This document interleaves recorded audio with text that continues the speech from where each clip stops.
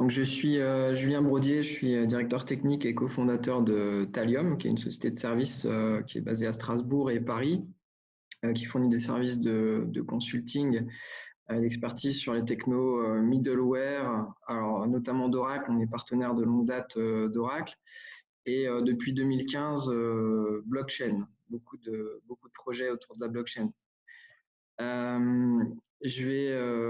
En introduction, je vais commencer par faire un petit tour d'horizon sur les tendances technologiques de Gartner pour 2020. Alors, parmi ces tendances, on retrouve l'hyper-automatisation. L'hyper-automatisation, c'est le fait de pouvoir intégrer des robots dans des process humains. Donc, on va permettre à des robots de faire de l'apprentissage supervisé ou non supervisé et de comprendre les interfaces homme-machine. Donc, on va pouvoir intégrer ça dans des business process classiques et ces robots-là vont pouvoir interagir avec des interfaces, des formulaires standards normalement accessibles par des utilisateurs humains. La multi-expérience, là, c'est plus le fait qu'on va intégrer des multiples capteurs ou des capteurs multi-touch dans nos systèmes. La démocratisation, c'est le fait qu'on va pouvoir permettre à tout un chacun de construire ses propres applications métiers sans forcément nécessiter la connaissance technologique. Donc ça, c'est permis par des nouveaux outils de type qu'on appelle no-code ou low-code, donc des outils principalement WYSIWYG, assez intuitifs, où on ne va pas forcément avoir besoin de connaissances de programmation et où on va quand même pouvoir avoir de la valeur ajoutée assez importante sur les applications qu'on va créer. Tout ce qui est augmentation, human augmentation, donc ça c'est le fait qu'on va enrichir soit on va faire une augmentation physique, augmentation sensorielle par exemple, de l'audition ou de la vue, augmentation des fonctions biologiques. Ça peut passer par des exosquelettes, des prothèses, et les augmentations cognitives. Donc là, ça peut passer par l'IA ou par voire on trouve aussi des implants physiques sur les facultés cognitives, qui agissent sur les facultés cognitives. Et puis là, je vais faire un petit focus sur des choses un peu plus pratiques et technologiques, donc sur l'IA et la blockchain. Alors, l'IA, en fait, je vais évoquer un sujet assez d'actualité, donc la cybersécurité, qui est bien représenté chez Oracle avec un outil qui s'appelle Casby. Et l'idée, c'est de dire que tous les jours, on découvre des failles de sécurité, des nouvelles failles. Donc, c'est assez compliqué de prévoir de manière déterministe, de construire des systèmes déterministes qui permettent d'empêcher des failles de sécurité. Donc, ce qu'on va faire, c'est qu'on va construire un système auto-apprenant basé sur de l'IA, basé sur du machine learning, qui va plutôt détecter des comportements anormaux et puis bloquer ces comportements anormaux ou faire du reporting. Une autre application de l'IA, c'est les chatbots. Donc là, c'est vraiment l'interface, les nouvelles interfaces customer facing sur la plupart des plateformes SaaS. Donc économie d'échelle sur les coûts de support ou les coûts, parce qu'on s'aperçoit qu'en fait la plupart des questions qui sont posées sur les plateformes sont relativement basiques. Et peuvent être répondues facilement par des robots via de l'analyse naturelle de langage. Autre technologie d'actualité très différente sur laquelle nous, on a un petit peu plus de recul maintenant, c'est la blockchain. Alors, je vais pas forcément rentrer dans le détail technique de ce qu'est un protocole blockchain, de comment il est implémenté, pour bien comprendre en une seule phrase ce qu'est une blockchain. Je dirais qu'on pourrait voir ça comme une base de données infalsifiable, incensurable, immuable et non répudiable. Ça veut dire quoi? Ça veut dire si vous connaissez déjà les bases de données, sur une base de données, on a toujours un administrateur système, un DBA qui peut éventuellement modifier ou supprimer une donnée. La différence avec une blockchain, donc, c'est qu'on a un système distribué où on ne peut pas supprimer une donnée qui a été insérée. On ne peut pas supprimer ni modifier une donnée qui a été insérée. Donc, ça a plein d'applications pour tout ce qui est registre de preuves. Alors, les registres de preuves peuvent servir dans différents secteurs. La finance, on va voir le cas de la tokenisation, mais aussi tout ce qui est émission de certificats, d'horodatage, d'ancrage de documents dans le domaine de la propriété intellectuelle, par exemple la protection des brevets, ou tous les référentiels comme les référentiels de gestion d'identité ou de gestion des cadastres. Alors, un exemple très simple de la blockchain. Alors, juste un détail sur le terme blockchain. Le terme blockchain, c'est dû à l'organisation physique du stockage des données sur le disque en chaîne de blocs. Un bloc contient différentes transactions dans lesquelles on va insérer des données. Donc, ce que vous voyez ici, ce sont des blocs d'une blockchain T0 à T7 qui ont une temporalité et un ordre qu'on ne peut pas modifier. Et donc, dans ces blocs, je peux insérer des données. Et ici, je vais insérer une empreinte d'un document et ça va me permettre de prouver sur une durée très longue, aussi longue que l'existence du réseau de blockchain.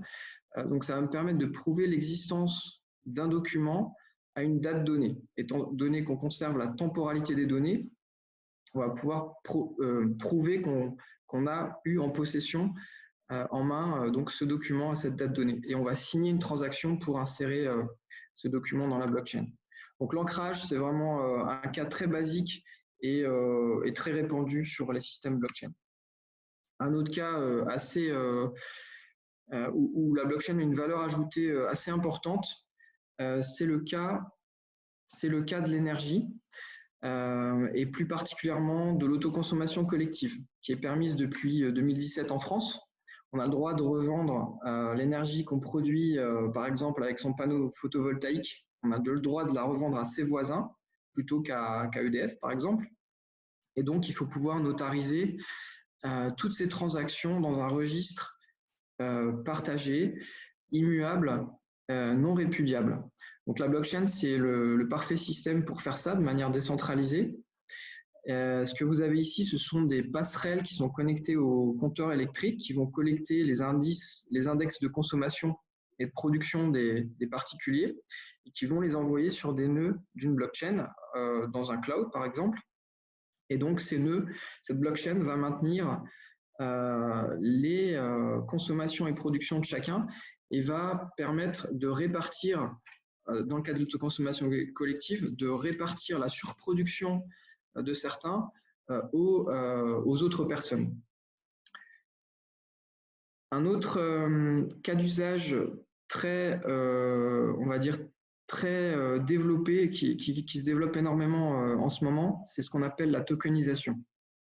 La tokenisation, c'est le fait de pouvoir représenter la propriété d'actifs financiers sur une blockchain. Alors, la propriété d'un actif financier, en général, elle est représentée plutôt dans un livre de compte. La propriété d'actions d'entreprise, par exemple, elle est représentée dans un registre d'actionnaires, ou la propriété d'argent, elle est représentée dans une base de données dans une banque. Là, on va pouvoir représenter ces titres de propriété dans une blockchain. Donc, tout ce qui, je dirais que tout est tokenisable. Tout ce qui peut être sujet à un titre de propriété est tokenisable. Donc, des actions d'entreprise, des obligations, de l'immobilier. Donc, l'intérêt ici, c'est qu'on va pouvoir fractionnaliser ces titres. Si je prends l'exemple d'une propriété immobilière, on va pouvoir fractionner, admettons, 1 million de titres pour ma propriété immobilière et distribuer ces titres. Et ces titres vont être représentés sous forme de jetons qui vont pouvoir circuler sur la blockchain puisque c'est un réseau mondial. Et ces jetons vont être conservés dans ce qu'on appelle des portefeuilles, des wallets, qui peuvent être des portefeuilles mobiles ou des portefeuilles qui sont stockés sur des dispositifs desktop ou même serveurs. Et donc, l'intérêt, c'est qu'on va permettre que ces actifs soient liquides, circulants, et on va pouvoir créer des marchés autour de ces actifs. Alors, les bénéfices de la tokenisation, donc c'est vraiment dans le domaine de la finance. Les bénéfices, c'est surtout la liquidité. On va rendre liquides des actifs qui ne l'étaient pas jusqu'alors. On va aussi permettre de faire ce qu'on appelle des opérations dites STO, je vais en parler après, d'émissions de titres qui vont permettre de se financer. Et on va pouvoir réduire les coûts d'émission de ces titres par rapport à ce qu'on a comme infrastructure de marché actuelle. On va aussi également permettre d'avoir une grande qualité sur la donnée des soldes et des mouvements de ces titres, puisque toutes les transactions et tous les soldes des propriétaires de ces titres ou de ces actifs vont être inscrits sur la blockchain, donc de façon immuable. Donc on va avoir une parfaite transparence. Alors, c'est un sujet assez actif chez les autorités de marché, donc en France, chez l'AMF, ou au niveau européen, à l'ESMA. Donc, ces deux autorités ont récemment, pas plus tard qu'il y a une semaine, publié des documents assez importants sur l'émission de titres financiers sur la blockchain pour permettre à des acteurs de faire émerger de nouveaux cas d'usage. Donc, c'est ce qu'on appelle des security tokens. Un token, c'est un jeton qui vit sur la blockchain et qui représente un actif financier, donc qui peut être un titre financier, une action, une obligation, une part de fonds. Et en France, on appelle ça, la blockchain est appelée un dispositif d'enregistrement électronique partagé. On a une sécurité réglementaire qui fait que si je vous transfère un jeton financier, je vous transfère la propriété légale de ce titre financier. Et on va permettre aussi des nouveaux modèles de financement, comme ce qu'on appelle les Security Token Offering, c'est-à-dire c'est des opérations qui vont correspondre à ce qu'on a en bourse, dans les IPO, mais qui vont coûter extrêmement moins cher qu'une IPO, puisqu'en fait, il suffira d'émettre des titres financiers sur la blockchain et de les vendre. Donc, encore une fois, ce que permettent ces modèles, c'est une plus grande liquidité et une meilleure transférabilité de ces titres sur un marché secondaire. La Banque de France et la BCE s'y intéressent aussi beaucoup. Il y a des études en cours sur ce qu'on appelle le crypto-euro, c'est-à-dire la tokenisation de l'euro. C'est ce qu'on appelle les Central Bank Digital Currency, CBDC. C'est le fait de représenter donc de l'euro sur la blockchain donc on a déjà de l'euro digitalisé, hein, c'est les modèles qu'on retrouve chez les émetteurs de monnaie électronique comme PayPal par exemple, sauf que là les euros vont être digitalisés sur une blockchain. L'intérêt, c'est diminuer les frais de transaction. On va avoir des frais de transaction quasiment nuls, y compris pour des transactions internationales. On va avoir une conformité améliorée puisqu'on va pouvoir auditer de manière fiable et transparente toutes les transactions blockchain. Et puis, une autre différence importante, c'est que les livres de compte vont être stockés chez l'utilisateur. On a vraiment un modèle qui ressemble à du cash électronique. On n'a plus un teneur de compte, c'est l'utilisateur qui, dans son smartphone, c'est l'utilisateur qui, dans son smartphone, possède son cash et l'envoie de pair à pair à d'autres personnes. On va pouvoir aussi automatiser avec des smart contracts. Donc ça, c'est des programmes qui vivent sur la blockchain. On va pouvoir automatiser différentes opérations financières de manière assez simple. On va pouvoir avoir un cash programmable, en fait, pour verser des dividendes, pour verser des rewards, pour tout type d'opération qui met en jeu de la monnaie électronique. Un autre cas d'usage qui est bien plus large que la finance, qui couvre tous les systèmes, c'est la gestion d'identité. Alors, on a plusieurs standards qui sont apparus du W3C qui mettent en jeu des blockchains autour de l'identité décentralisée. Jusqu'à présent, on avait des systèmes de gestion d'identité silotés, c'est-à-dire que votre identité, vos données personnelles étaient gérées dans un annuaire dans des annuaires, dans autant d'annuaires que vous utilisez de plateformes. Et donc, ça aboutissait à une situation où mon identité est fragmentée dans divers systèmes, avec tous les problèmes de cybersécurité que ça peut avoir, et les problèmes d'administration et de duplication de données ou de données pas à jour. Donc, ça aboutit à d'autres systèmes où on a tenté de fédérer l'identité avec des single sign-on, par exemple, où donc là, mon identité va être centralisée en un seul endroit. Toutefois, dans ce système-là de single sign-on, mon identité, elle ne sera pas gérée par moi-même. Ce n'est pas moi qui vais contrôler mon identité. Donc, le modèle de l'identité décentralisée, ce qu'on appelle self-sovereign identity, c'est un modèle où c'est moi qui vais piloter mon identité. Je vais avoir dans mon smartphone une clé cryptographique qui va piloter mon identité, qui est en fait un identifiant, ce qu'on appelle un DID. C'est un numéro unique que je vais conserver toute ma vie, comme un numéro de sécurité sociale, par exemple. Et ce numéro, je vais le piloter par une ou plusieurs clés que je vais avoir dans mon téléphone ou dans mon appareil mobile. Alors, bien sûr, avec des moyens pour pouvoir restaurer ces clés, retrouver ces clés en cas de perte ou de vol, ce genre de choses, ou révoquer des clés.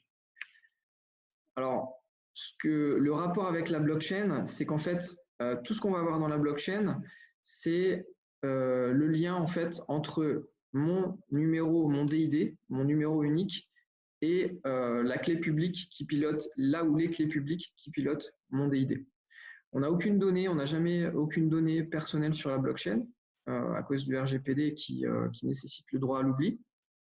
Mais la seule chose qu'on a, c'est une table qui permet de dire telle personne, telle identité est pilotée par telle clé publique. Et puis mes clés privées sont stockées dans mon smartphone de manière sécurisée. Donc les Decentralized Identifiers, les Decentralized Identity ou Self-Sovereign Identity, c'est un modèle qui est vraiment en pleine explosion. On a énormément d'éditeurs qui se lancent dedans, qui se lancent dans la création de wallets d'identité. Et donc concrètement, ce que ça permet, c'est que sur un site web, au lieu de rentrer un login mot de passe, je vais plutôt me connecter avec mon smartphone. Donc le site web va me présenter un QR code et mon smartphone va scanner ce QR code et signer une transaction pour prouver que c'est bien moi. C'est un exemple. Voilà, je vais terminer sur les défis autour de la blockchain. Donc, il y a quand même beaucoup de défis encore. C'est un peu toujours les mêmes depuis que la blockchain existe.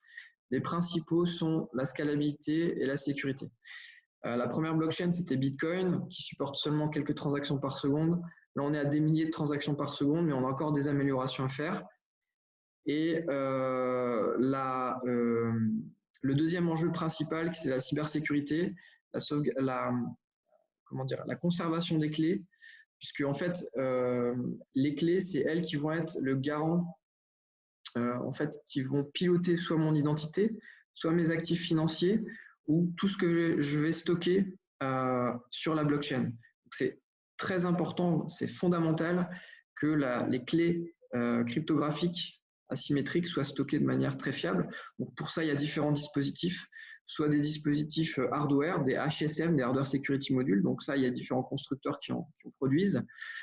Et en France, on est plutôt bien positionné avec différents leaders.